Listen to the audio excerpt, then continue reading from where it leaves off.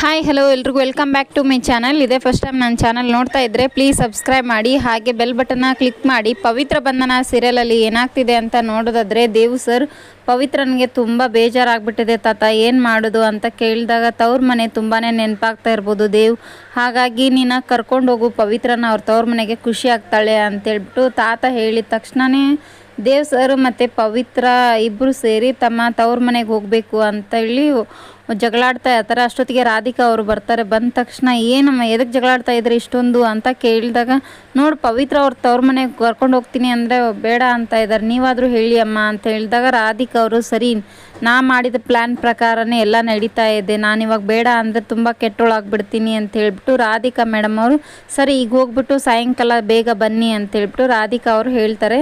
ಹಾಗೆ ದೇವ್ ಸರ್ ಮತ್ತು ಪವಿತ್ರ ಅವರು ಕೂಡ ಅವ್ರ ತವ್ರ ಮನೆಗೆ ಬರ್ತಾರೆ. ತಮ್ಮ ತವ್ರ ಮನೇಲಿ ತುಂಬಾ ಖುಷಿಯಾಗಿ ಅಲಂಕಾರ ಎಲ್ಲ ಮಾಡಿಬಿಟ್ಟು ದೇವನ ಮತ್ತು ಪವಿತ್ರನ ತಮ್ಮ ಖುಷಿಯಾಗಿ ಕರ್ಕೊಳ್ತಾನೆ.